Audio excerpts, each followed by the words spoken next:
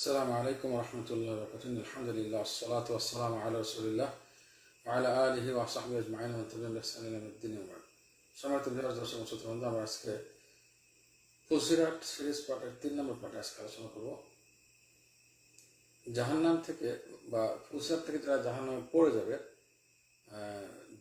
যে কোনোভাবে পড়ে যাবে বা চলতে গিয়ে, তাদের 3টি গ্রুপ আছে।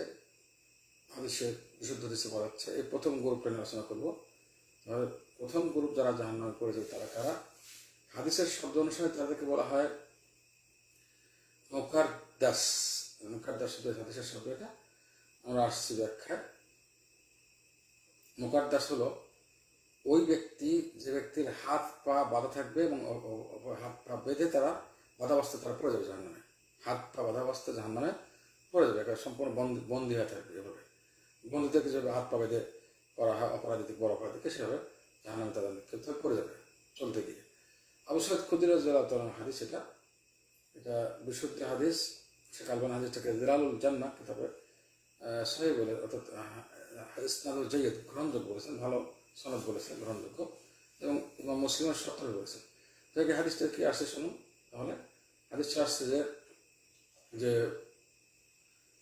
নবীগণ ফুলসিরাতের দুপাশে থাকবে এবং তাদের কথা, ফুলসিরাতের দুই পাশে থাকা অবস্থায় তারা বেশিরভাগ সময় যে কথাটি বলবেন, সাল্লিম সাল্লিম, হে আল্লাহ রক্ষা করুন, রক্ষা করুন, এই কথা নবীগণ বলবেন।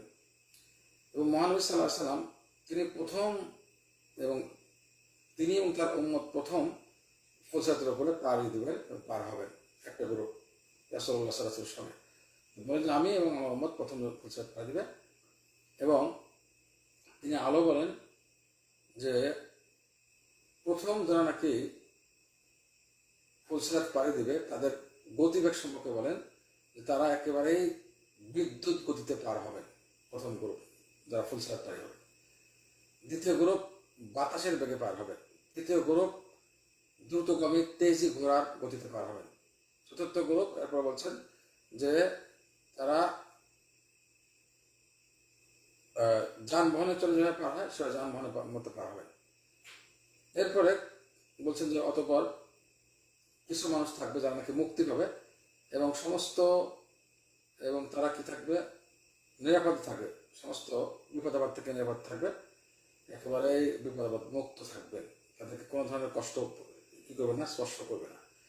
এরপরে বলেন যে এরপরে থাকবে কিছু মানুষ মাহদুসুন, এবং তারা এরপরে গ্রুপ থাকবে মাহদুস, যাদের চেহারা অনেক হাসুরের দাগ থাকবে, হাসুর থাকবে, লোহার হাসুর হবে, এবং তারা ক্ষতবিক্ষত থাকবে।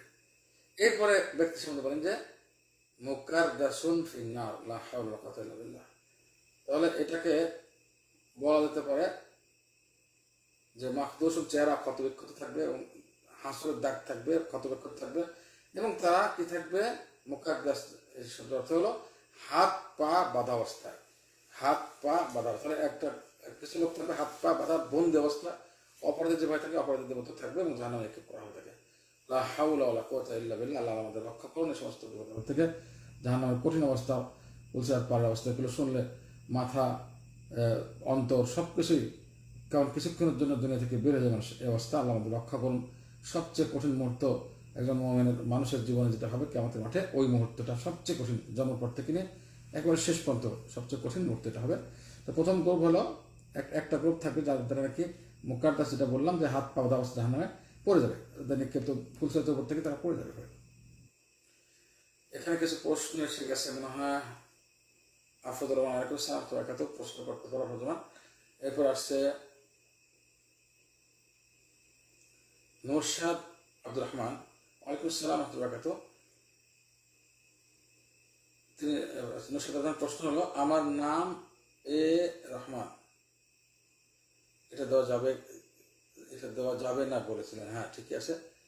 রহমানটা কেন দেওয়া যাবে না? রহমান এটা দিলে গুনাহ হবে কেন? রহমান একমাত্র আল্লাহ। আল্লাহ তাআলা কোরআনে বলেছেন কুলিদুল্লাহ আবিদুর রহমান, আল্লাহকে ডাকো, রহমানকে ডাকো, কোনো ব্যাসকম নেই। আল্লাহ তাআলার বিশেষ গুণাবলী, যে গুণাবলীতে পৃথিবীর কোনো মাখলুক কেউ সামনে। আর রহমান আল্লাহর জন্য খাস। হ্যাঁ, আর রহিম নামটি মহানবী সাল্লাল্লাহু আলাইহি ওয়াসাল্লামের জন্য কোরআনে ব্যবহার হয়েছে, কিন্তু আর রহমান আল্লাহ ছাড়া আর কারোর জন্য ব্যবহার করা যায় না। অনেকে আল্লাহ শব্দ কাকে ব্যবহার করা যায় না, আব্দুল্লাহ বলতে হবে, আব্দুর রহমান বলতে হবে, আল্লাহর বান্দা, রহমানের বান্দা, এভাবে বলতে হবে। সুতরাং আর রহমান কি হবে? আল্লাহ রহমান আর আল্লাহ তো একই শব্দ। হ্যাঁ, এই আল্লাহ ছাড়া অন্য কারোর জন্য ব্যবহার করা যায় না।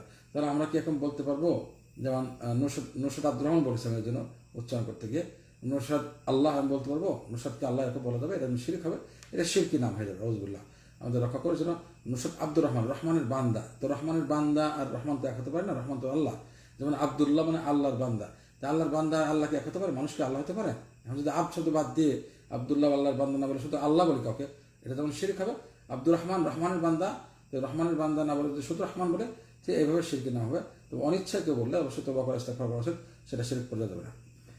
তুমি নুসরাত আব্দুর রহমান, হ্যাঁ নুসরাত আব্দুর রহমান দিতে হবে, এটা যেটা আমি উচ্চারণ করতে বলেছিলাম। আমরা আজকের আলোচনা এখানে শেষ করছি। আল্লাহ তাআলা সবাইকে সঠিক দিন জেনে দাওয়াত দেওয়ার এবং আমল করা এবং দাওয়াত দেওয়ার তৌফিক দান করুন, আমিন। আল্লাহ তাআলা কিয়ামতের ভয়াবহ অবস্থা থেকে আমাদের রক্ষা করুন, আমিন। আসসালামু আলাইকুম ওয়া রাহমাতুল্লাহি ওয়া বারাকাতুহু।